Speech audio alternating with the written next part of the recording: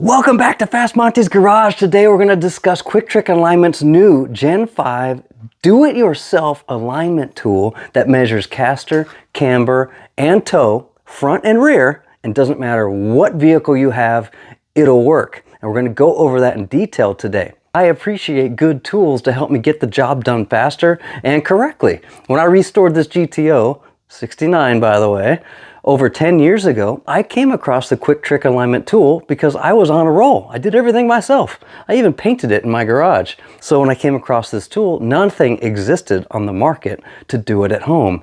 Not only that, but you can take it to the track and measure your settings, make adjustments. It's super portable. Now, I get a lot of comments of, why would I do that when I can just go to the local alignment shop and pay my $119 and get an alignment done? Well, if you have a 2012 Altima and you only get the alignment done once every 5 years, knock yourself out. Now, if you're like me and you like having the right tools for the job, you have a sports car or a truck that you drive hard, or you have modified suspension like I do, and I'll show you the side view in a minute, it's very important so we can all have a good laugh. Now, moving forward, I'm going to show you exactly how to use this tool. If you have any questions, leave a comment below or hit up QuickTrick Alignment's website. And if you're wondering what's the difference between Gen 4 and Gen 5, it's these string alignment tools they've added. So if you have a Gen 4 product, it's a nominal fee to upgrade to a Gen 5. Let's go and mount this on the wheel and show you how this works. Now, I also have the worst case scenario when it comes to doing toe settings or doing our string alignment, because I have staggered wheels. My wheel widths are different front to rear, and so is my track width. So we're going to walk through that when we go through the string aligning portion to go over the toe settings. But let's go ahead and tackle the front wheel and show you how to set this thing up. Caster first, camber second, and toe is last.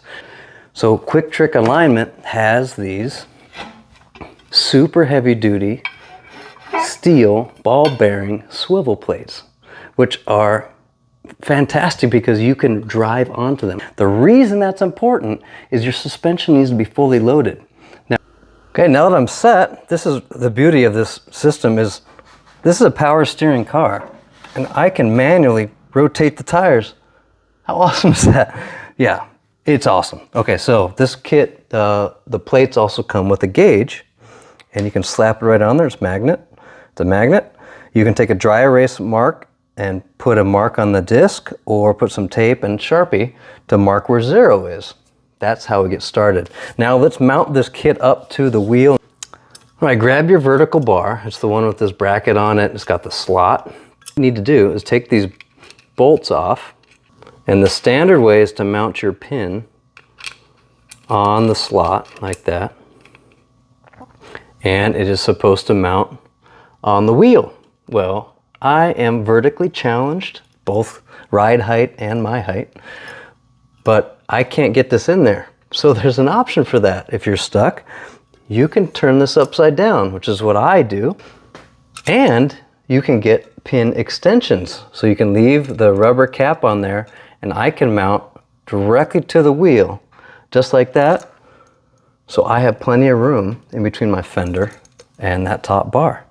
So when you go ahead and do that, make sure you have one washer on the top pin, and then on the bottom, if you're using my method, take this nut off, and that's what mounts directly to the crossbar. No washer in between. That makes sure that our pin heights are perfect. So no washer in between. Our next mission here is to make sure we're vertical on our, perfectly vertical on our crossbar here. So what we're going to do is get your scale out and turn it on, and it will zero itself out and will beep at you when it's at 0. So then you take that same scale and you put it on the vertical.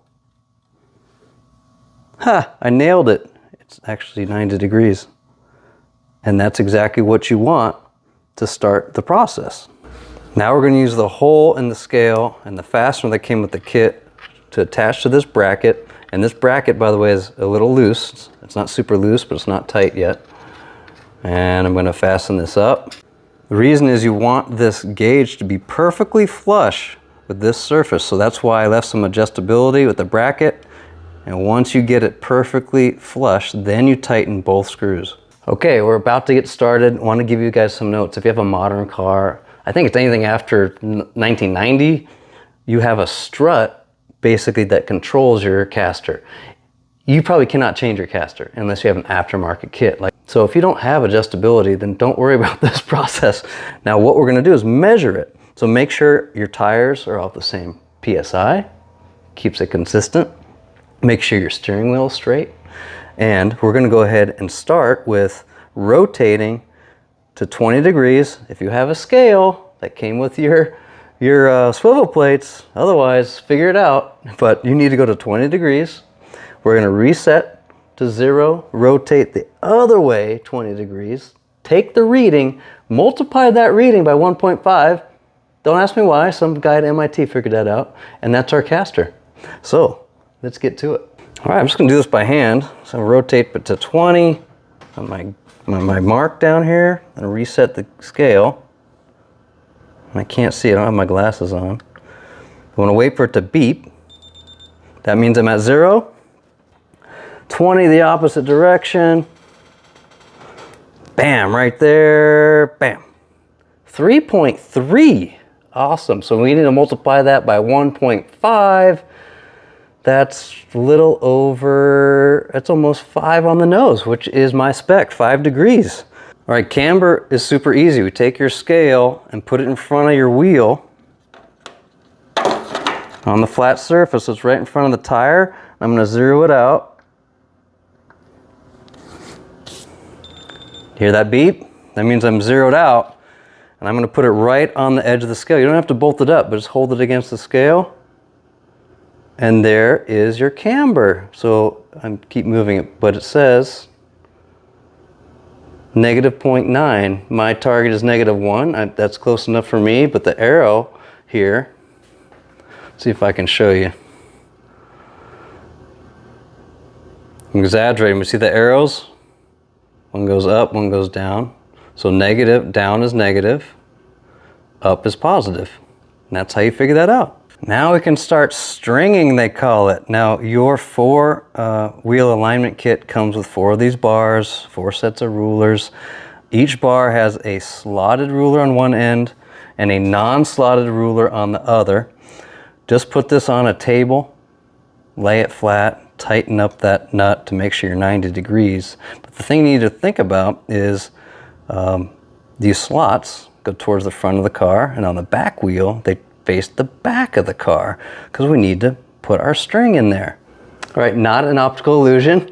I cannot get up there because of my fender, and it doesn't matter to me because I can't adjust the camber on my rear wheels because it's a solid axle car. Those of you that can adjust your camber, do the same thing down the front on the rear. And then after you do that, we're ready to do our toe settings, and you want to do your toe setting in the rear first and then adjust your toe in the front. So I have it set up. My slotted ruler is in the back here. If you have a squared vehicle, that means your wheels are the same size, front and rear, for width, and your track width are the same. That means your hubs, where your wheels mount, are also the same width, front and rear. Pick a number, say 3, on this slot, drop your string in, go to the front slot and put it on the 3. Then you'll be able to do toe in a second. But let me show you what you need to do if you're staggered. If you're staggered, you need to have the same setup on the other side, and you're gonna measure the width from the outside of the bar to the outside of the bar in the rear. We're going to compare that measurement to the same technique in the front. Divide by 2, and that's going to get you your offset. As before we do our toe settings, I forgot to mention, my apologies, make sure your steering wheel is straight. QuickTrick Alignment has this really cool tool to lock your steering wheel in position. It slides up against the seat and the steering wheel and keeps it in position. Lock your steering wheel in, and then you can measure your toe. The reason you lock it, because once you start adjusting your tie rods, you don't want the steering wheel to turn. Duh. Okay, now our steering wheel's locked. Remember, we dropped the line in the 3 slot in the back for a squared car where we have the same track width, front and rear, same wheel size. We dropped it on the 3 in the front. And then we go to this back ruler here, and the line should be at the same point or really close to it. So if you use the inside of the line as, say, your starting point, let's say we're at 3. If your spec is 1/16 toed in, that means, sorry guys, that means this bar is out, or this way 1/16. You would actually be like this. So just inside the 3 line on that 15/16 line, like that.